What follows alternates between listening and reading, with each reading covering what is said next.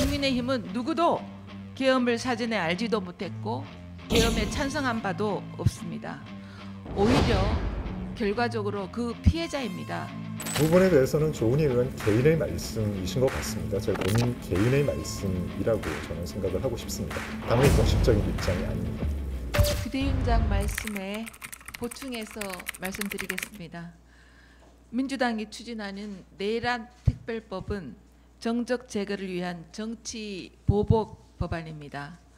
정권을 잡자마자 사법부 위에 정치권을 세우고 입법권으로 야당을 올가매며 재판부까지 장악하려 합니다.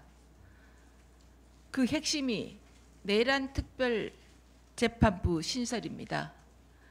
서울중앙지법과 고등법원에 야당을 겨냥한 내란 특별 재판부를 만들고 그 판사를 국회가 추천하겠다고 하는 발상입니다. 정치가 판사를 고른다? 그건 군사 독재 시절의 발상입니다. 이는 헌법이 보장한 공정한 재판을 받을 권리를 정면으로 침해하는 위헌 시도입니다. 또 하나의 핵심은 국고보조금 환수 조항입니다. 내란죄 유죄자가 소송됐던 정당은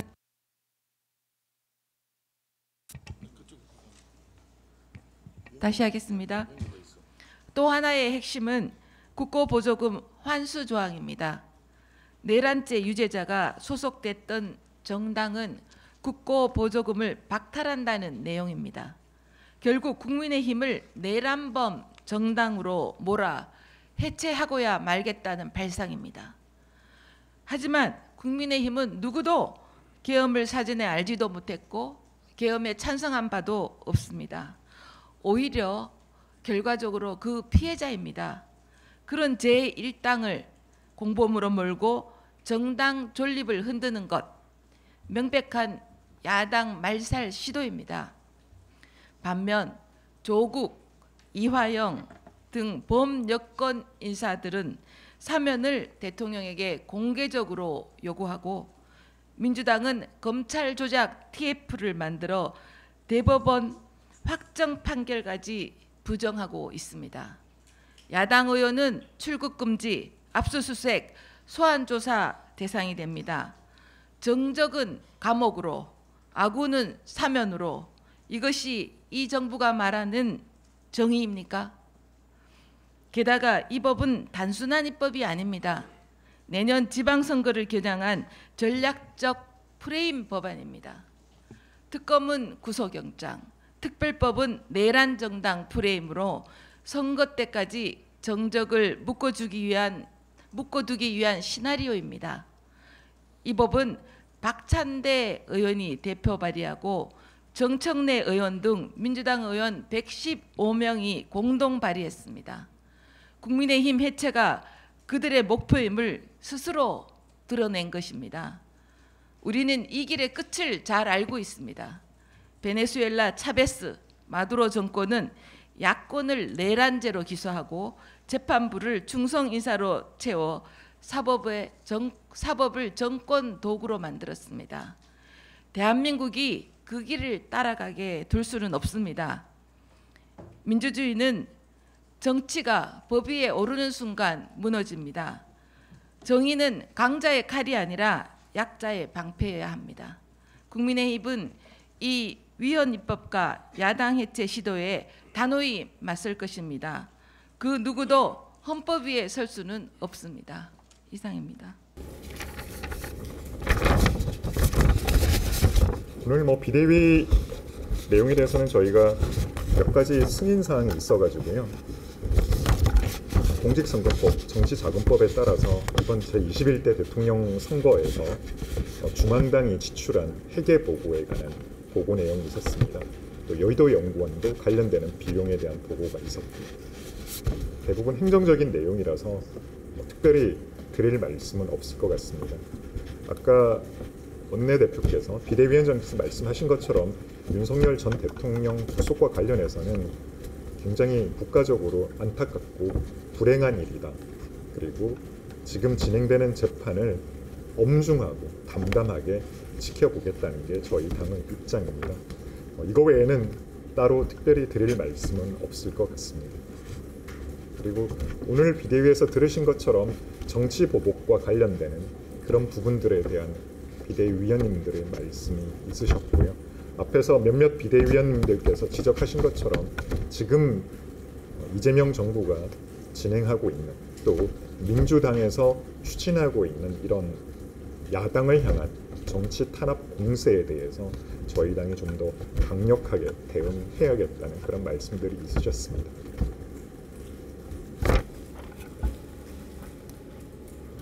필요하신 질문 있으면 제가 답변 드릴게요.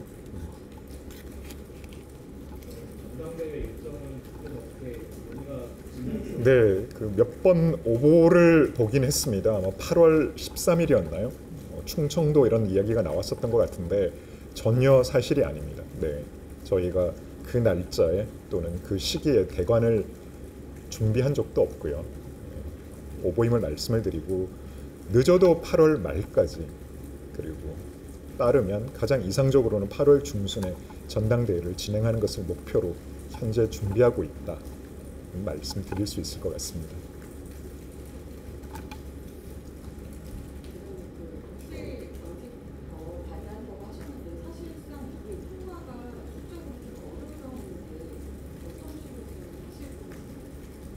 지금 여대 야소 구조화에서 저희가 내는 법안이 저희의 뜻대로 통과되기는 어려운 상황입니다.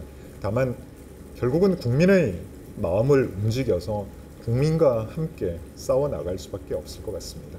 저희가 그런 국민들의 지지와 협조를 구하기 위해서 다양한 방법으로 국민의 마음을 얻는 그런 노력을 해 나갈 생각입니다.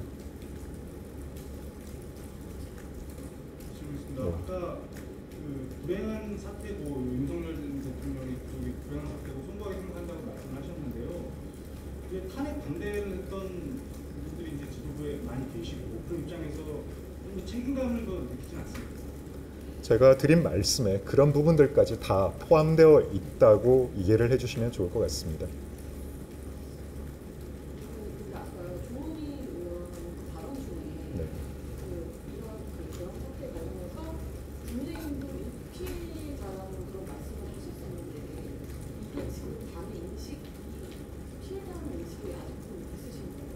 그 부분에 대해서는 조은희 의원 개인의 말씀이신 것 같습니다. 제가 정확히 그 멘트를 당시에 듣지를 못해서요. 지금 말씀드리기가 좀 적절치 않은 것 같은데 만일에 기자님이 질문하신 것처럼 그런 뉘앙스의 발언이었으면 본인 개인의 말씀이라고 저는 생각을 하고 싶습니다. 당의 공식적인 입장이 아닙니다. 보통 이제 저희 비대위원님들께서 방송에 나가시거나 또는 언론을 통해서 말씀을 하실 기회가 있으신데 개인의 발언과 개인 자격과 당의 공식적인 입장이 반드시 일치하는 경우는 아닌 것 같아요. 그래서 너무 과대 해석을 하거나 또는 당의 입장인 것처럼 전달되지 않도록 기자님들께서도 신경 써주시면 좋겠습니다. 혹시 어제 영장 실질 심사할 때 의원님들은 따로 가지 않으셨잖아요. 네네. 그래서 혹시 갔어야 되는 거 아니냐 그런 반응이나 의견들이 좀 있으셨나요? 그런 내용의 논의는 전혀 없었고요. 그 부분에 대해서는 의원 개개인의 판단에 따라서 행동하시 문제이긴 하지만 의원들이 그런 식의 입장을 표명한 경우는 없었습니다. 분위기나 형성되지 않았습니다. 네. 구속이 잘 됐다고 보시나요? 그 부분은 제가 답변 드릴 부분은 아닌 것 같습니다. 네. 혹시 지금 질문하신 기자님 소속을 제가 잘 몰라서. 네, 알겠습니다. 자, 특별히 더 없으시면 이제 말씀 그래서 마무리해도 될까요? 네. 나중에 따로 저한테 말씀해 주시면 좋겠습니다. 그 내란 특검하고 그 김건희 특검하고 해병대 특검이 동시에 진행하고 있는데 지금 그거에 대해서 그 문제가 있다고 문제 제기를 하고 계시긴 하지만 이게 오래전부터 나왔던 특검이고 그 윤석열 정부 내내 이 부분이 문제가 됐었던 건데 사전에 이 특검을 받아들이는 게 더 훨씬 더 낫지 않았느냐는 그런 아쉬움이나 후회나 이런 것도 혹시 안 하시는지. 사전에 받아들인다는 게 저희가 3대 특검에 대해서는 과거에도 여러 차례 말씀드렸지만 특검의 보충성이나 그리고 특검의 예외성 원칙에 비해서 맞지 않는다는 말씀을 여러 차례 드렸습니다. 특검이 추구하는 목적은 결국 진실 발견이잖아요. 그런 측면에서 보더라도 특검이 지금 진행하는 방식은 수사의 진실을 밝히는 측면보다는 오히려 범위를 무한정으로 넓힘으로 인해서 수사의 가장 큰 목적인 진실 발견에 오히려 장애가 되는 측면도 있습니다. 수사라고 하는 것이 특정한 대상을 한정해서 그 목표를 향해 수사를 한 게 원칙임에도 불구하고 현재의 특검법은 무제한으로 수사 과정에서 인지된 사건까지도 수사 대상을 확대할 수 있는 그런 문제가 있습니다.